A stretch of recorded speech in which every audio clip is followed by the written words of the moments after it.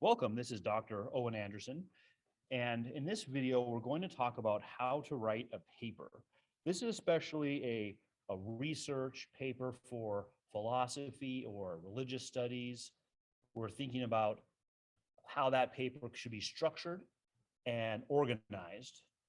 And really what's happening, this is sometimes called an argumentative paper, but it could apply as well to descriptive papers. So in this kind of paper, you're trying to communicate to the audience an idea they may not yet understand, and perhaps argue them or with them or persuade them to believe something that they either didn't know about or maybe they believed the opposite. So the first thing to do is that you'll need to have your thesis and argument. The thesis statement is your conclusion of the argument.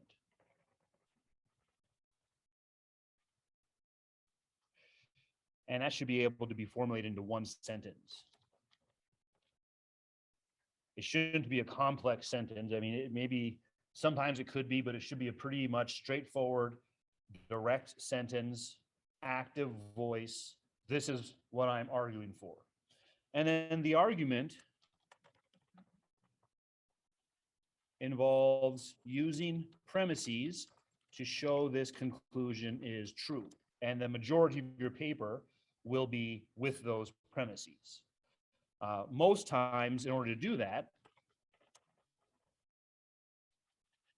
you need to consider objections to the conclusion and to the premises. And really, how many objections you consider is determined by the length of your paper. The things I'm telling you about here could be true for a 3 to 5 page paper or a 20 to 30 page paper. It's just that in a 3 to 5 page paper, you probably won't be considering many objections in much depth. So once you've got your thesis and your argument, you really want to work those out by themselves. You don't want to work them out stream of consciousness. You want to work them out on a piece of paper, have your doodle, write lots of iterations of it, get your thesis, and then get the argument that supports it. Make sure it's sound. You want a valid and sound argument. Valid means it follows the laws of logic. If the premises are true, the conclusion will also be true. So for example, I'll put it down here. All men are mortal. Socrates is a man. Therefore, Socrates is mortal. I'm going to define sound and then go back to that argument. Sound means the premises are indeed true. And if a valid argument has true premises, then it also has a true conclusion. And as rational beings, we are obligated to believe the conclusion of a sound argument. If you're given a sound argument, you ought to believe it. So valid and sound.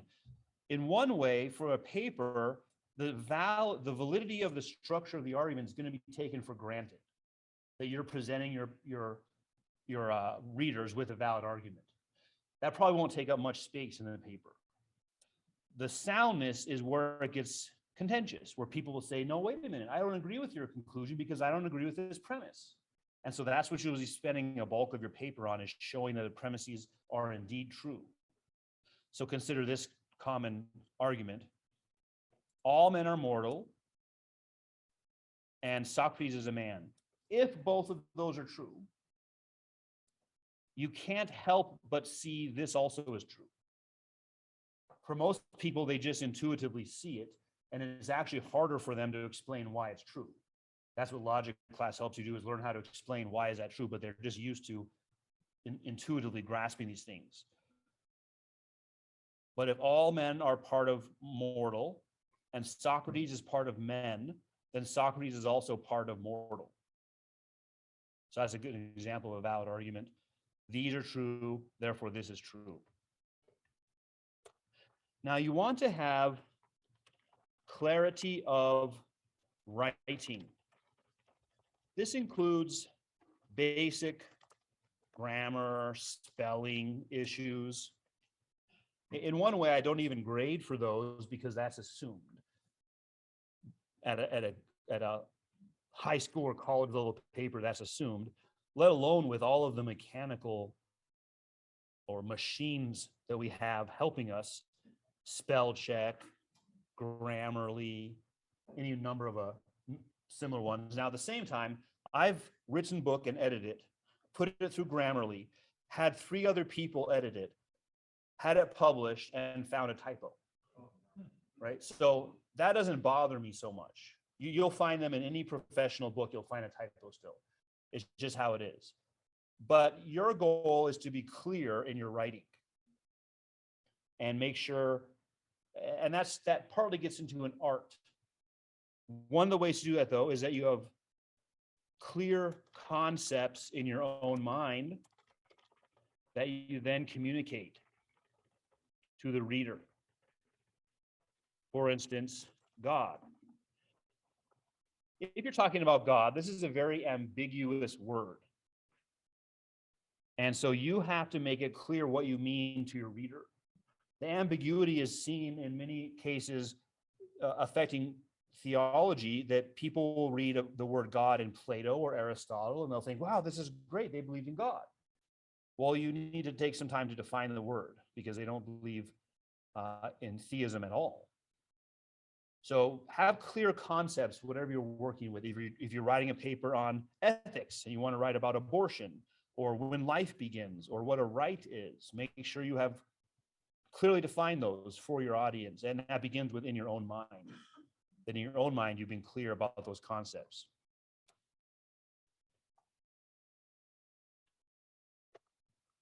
Now the outline. You must, I'm going to put this in caps for fun. You must outline. Does that look like I'm yelling? And then you must outline. Don't ever start writing until you outline.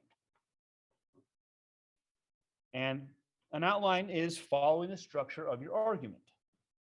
It really gives you the skeleton of your paper.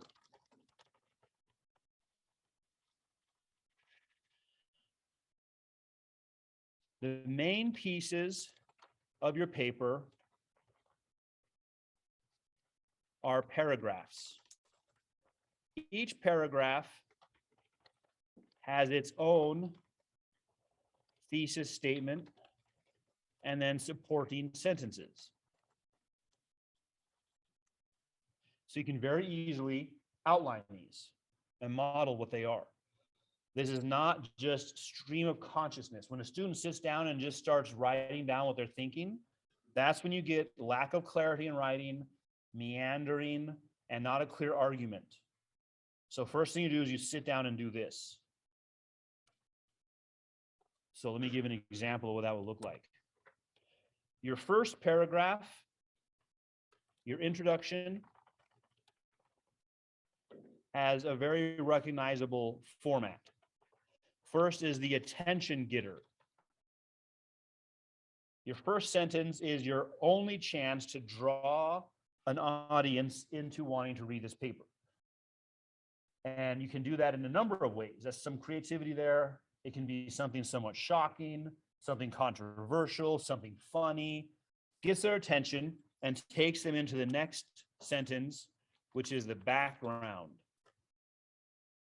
So you present a problem, you give the background to that problem. That might be more than one sentence, but usually it's just one sentence, and then is your thesis. In this paper, I'll argue. Very standard format. You don't have to just do that one, but that's very common. In this paper, I'll argue that God is revealed in general revelation. And then direction. You can see it almost follows A, B, C, D. A, B, T, D.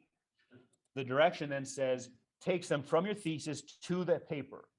In order to do this, we'll look at these three things, beginning with blah, blah, blah. And then in your next paragraph, you get to blah, blah, blah. So that's your introduction paragraph. And then you'll have your paragraph on premise one. And again, outline it. Outline this paragraph with thesis and support. And then you'll have premise two.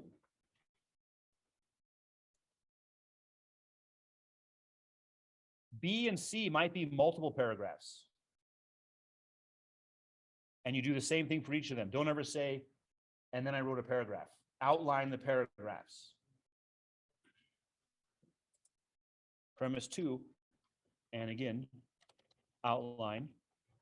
And then, if this is a 3 to 5 page paper, you're basically done. Now you go into your conclusion paragraph, which I'll talk about later, because we're going to talk also about longer papers, say 20 or 30 page papers. You'll keep going. That might be because you have more premises, but it also might be because now you also need to consider objections. And this is your chance to deal with the best objections first. You don't want a weak, dilapidated objection. You want the strongest objection that's ever been marshaled against what you're proposing. And you show why it's incorrect. And again, you outline that. Outline the objection and your response to the objection. And you might follow very similar here in the introduction, right? You're going to have a thesis. The strongest objection is this. And then a support of your next sentence. I think that's wrong for this reason. Or if you take yourself out of it, this is wrong for this reason. And then support of that sentence and support of that sentence. You're outlining it that same way. Thesis statement for the paragraph, supporting sentences for that thesis statement.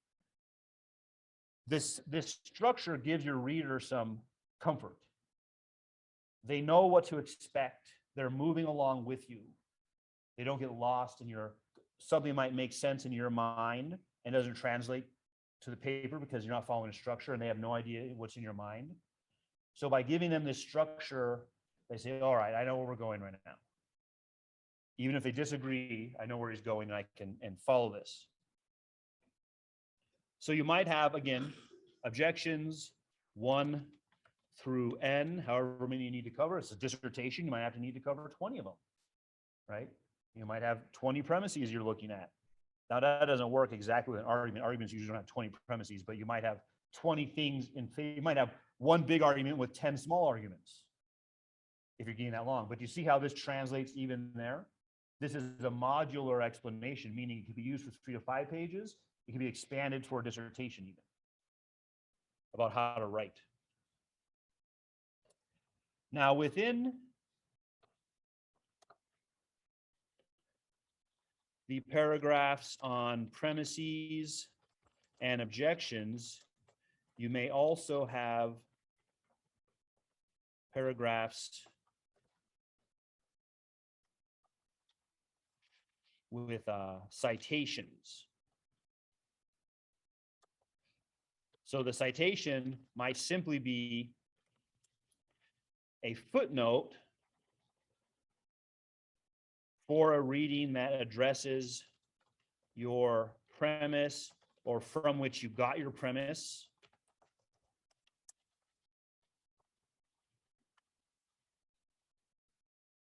Right? So you might have a premise that you read about in Anderson's book. So then you just have a footnote citing it. But there also might be times where you actually want to deal with a pretty hefty piece of a work, a number of sentences together. And that then becomes one of these sections. Again, outline that. Right? And say, I'm going to deal now. Maybe it's someone who would object to yours. I'm going to deal with Peter Singer's objection to this view of natural law, where he says this, and he uses this argument to support it, and then you're citing those for your reader. So that's how E works. E works either dispersed in these, or it could be its own section, depending on how you want to structure your paper. The key idea, though, is you outline that also. Don't just start writing and then throw those in willy-nilly. You have that planned ahead. And then finally, the conclusion, which really is just the introduction paragraph backwards. You take direction from the paper. We just considered my argument showing this. So now they're leaving the paper, coming into a conclusion paragraph where you then restate your thesis. I argue that there is a clear general revelation in the following. And then here you explain the importance, which is often done by application. This shouldn't be a new application they've never heard of, because that would end up being confusing, like a whole new paper. They have to see how the application makes sense. But you might just remind them of why this was important as they leave your paper altogether, because that's what someone will, if someone asks them, what did you learn? That's what they're going to tell you, the application, something important to them. So that's what you want to finish with this kind of idea as they're then leaving your paper. And as I said, this can be expanded for shorter papers, and the same principles apply to longer papers. The structure of an outline helps you remember where you're at and where you're going, and also helps your reader stay focused and follow your chain of thought. Anytime I have written a paper and done this outline, and really the bulk of the work is the outline, it takes work. Sometimes I get a sense people think, well, this is about a 10-minute thing, and then I'll get to the real business of writing the paper. No, it's the opposite. If you spend a number of hours for a longer paper on this outline, the writing the paper part is pretty simple. You've already done the work. And anytime I've rushed this part or skipped it, the product hasn't worked out. Anytime I've done this, it's an A+ paper. It's so ironclad, I would almost make that a law of nature, except for that I'm sure there'll be one or two reasons where it didn't work out. But you'll find yourself tempted, well, that's good enough, I did my outline. And you have to remind yourself, no, go back, do your outline. Sometimes if you have artistic inclinations, this might seem too mechanical. And you think, no, I'm a creative type and I just need to express myself. And if that's how it is, you need to read about artists and the kind of work and preparation Michelangelo would take before actually starting a statue. It's a kind of false view of the artist. You just start chopping away at marble or something. No, that's not how it works. Art does also require your ability to do this. And what happens is, once you do start doing this and you master it, that's really where creativity can start to enter in. But if you haven't mastered this and you try to jump right to creativity, you won't have either one. So aim for both, starting out with this, and make that outline the center part, really the paragraph. Think of that as the chunks of your paper. Make each paragraph understandable. Read it yourself. Ask someone else to read it. Does this paragraph make sense? And that's going to build up to a whole paper.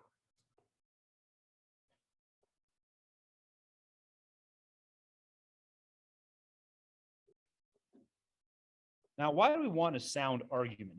The grade of a paper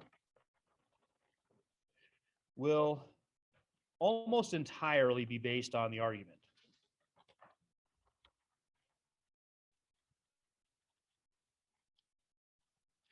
Is it valid? Is it sound? Have you shown this?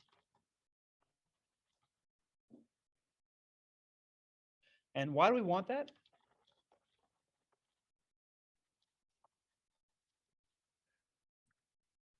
Because if you don't have a sound argument, you don't know. That's a negative way of stating it. A positive way of stating it is, if you understand, you can show. Leave it show a little bit open-ended because it depends what we're talking about. That's true of any kind of understanding. If I say something physical, I understand how to do an arm bar in jiu-jitsu. And someone says, well, please show me. And I said, I can't show anybody. I don't know how to demonstrate it. Well, then you must understand it. Just do it in front of me. No, I can't. Well, then you don't understand it. Or ride a bike. I can ride a bike. Well, here's one. Please show me. No, I don't know how to ride one like that. So that's true from things like that all the way up to knowing God. Someone says, I know God. Well, great. Tell me, who is God and how do we know there is one? Well, I couldn't do that, but I know God. So, and anywhere in between these two kind of extremes. So why do we want a sound argument? Because if you don't have one, then you don't have knowledge. When we have knowledge,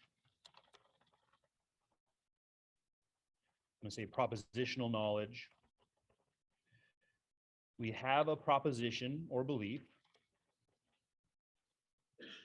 For example, God is real. And we can give an account of how this is true. That's the premises.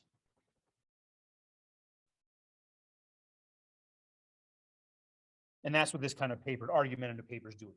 Your thesis is a belief, and the paper is the premises that give an account of how your belief is true. And you can't do that, you don't have understanding. So a grade on a paper is really grading your understanding. How well, and I can recognize there's two different things, my understanding and my ability to communicate well. Those are two different things. So that's why we're taking time to go over the paper to learn how to communicate well. But as you're going through it and you're communicating your argument, if it's invalid or unsound, then you don't really have understanding of what you claim to have understanding of. So that's what this paper is, an attempt to demonstrate. And really, therefore, it's meant to do this. It's meant to give your thoughts clarity. To learn to think clearly and communicate clearly.